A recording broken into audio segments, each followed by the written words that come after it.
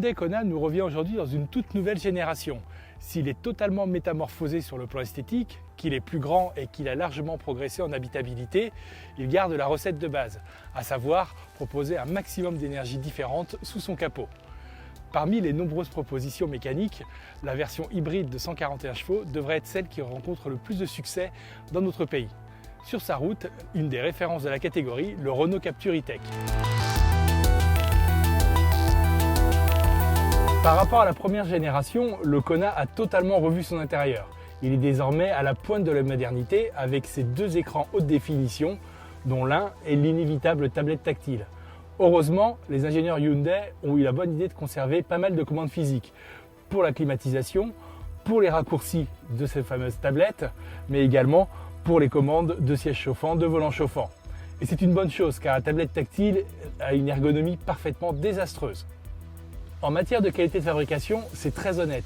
Malgré l'omniprésence de plastique dur, la présentation flatte plutôt la rétine.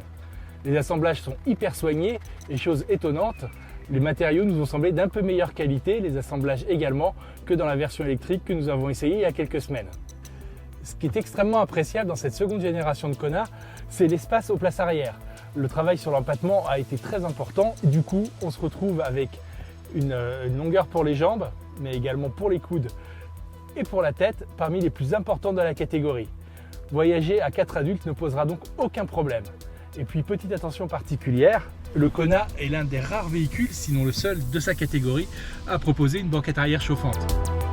Autre rareté que s'offre le Kona, un haillon électrique, un équipement encore très rare dans la catégorie. Alors bien évidemment, il est réservé aux finitions les plus hautes. En matière de volume de coffre, là encore, le Kona est bien loti. On atteint 466 litres sous la tablette arrière, une référence dans la catégorie. Et puis, en prime, un petit rangement supplémentaire qui permettra d'accepter une roue de secours ou quelques menus objets.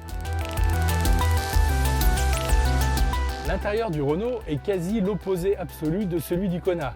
Ici, les matériaux sont très soignés. C'est plastique moussé et simili-cuir à tous les étages. On a même droit à un insert qui imite le bois foncé. La tablette tactile offre toujours une image de très bonne qualité. On y retrouve l'ensemble des fonctions de la voiture, hormis la climatisation qui a le droit à des commandes physiques. Seul problème de cet écran, c'est qu'il est très peu réactif. Il faut parfois appuyer plusieurs fois avant d'obtenir la fonction souhaitée. Alors évidemment, dans le Captur, on a un petit peu moins de place que dans le Kona. On reste toutefois assez peu gêné aux entournures, notamment en ce qui concerne les genoux. L'espace au coude est relativement confortable également. Il y a juste la garde au toit qui manque un petit peu, les plus grands viendront frotter sur le plafond. La banquette est plutôt confortable, assez ferme. Petite astuce, elle coulisse, ce qui permet d'agrandir le volume de coffre. Sur le Captur donc, pas de haillon électrique. Le Renault est également plus court que le Hyundai, ce qui fait qu'il perd un petit peu en volume de coffre. Dans cette configuration, avec la plage arrière et le double plancher, on est en dessous des 400 litres. En avançant complètement la banquette, on gagne une centaine de litres. Avec un demi-mètre cube, le Captur se place alors dans la moyenne haute de la catégorie, mais il est alors impossible d'y caser des adultes. Petite astuce supplémentaire, on trouve une autre centaine de litres supplémentaires sous le plancher de coffre. Alors elle est ici occupée par la roue de secours optionnelle, mais c'est un élément pratique lorsque l'on veut cacher quelques objets. Contrairement aux versions électriques, le Kona hybride reprend la même chaîne de traction que la précédente version. On retrouve donc un 1,6 litre essence accouplé à un moteur électrique, l'ensemble développant 141 chevaux. Malgré la prise de poids et la prise de taille du Kona, cette puissance, le couple suffisent toujours largement. Les reprises sont suffisamment franches, on tient facilement le rythme, y compris sur voie rapide et lorsque la voiture est chargée. En matière d'amortissement, c'est quasiment un sans faute. Le Kona absorbe parfaitement les déformations du bitume, sauf les plus extrêmes telles que les nids de poules très prononcés. Sans faute également en matière de consommation, puisqu'il est très facile de rester sous la barre des 5 litres au 100 km. Au final, la voiture se révèle silencieuse, confortable, suffisamment nerveuse. Les longs trajets ne posent aucun problème à bord du Kona hybride. Dans le Renault, on retrouve immédiatement ses marques. Alors il est vrai que la position de conduite est quasi idéale. Et puis surtout, cette mécanique est toujours enchanteresse. Le moteur est vif, réactif. La boîte de vitesse est également réactive, mais surtout très douce, beaucoup plus que celle du Kona. Niveau confort, en revanche, petite surprise, eh bien, le Renault s'avère plus ferme, moins tolérant que le coréen. C'est assez étonnant, mais c'est ainsi. Donc un point pour le Hyundai. En revanche, le châssis du Captur est beaucoup plus affûté.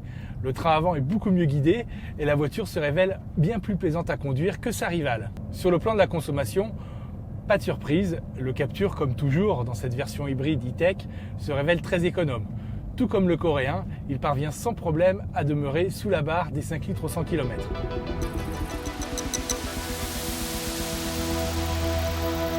Une fois de plus, Hyundai a réussi son coup.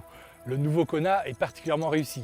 Habitable, confortable, économique, il a tout pour devenir l'une des références de la catégorie. Le Captur, pour sa part, se bat avec des armes un petit peu différentes. Plus dynamique, plus vive à conduire, il a surtout un atout massif, à savoir son tarif. Près de 5 000 € inférieur à équipement équivalent sur ses finitions haut de gamme à celui du coréen. C'est donc lui qui emporte la mise.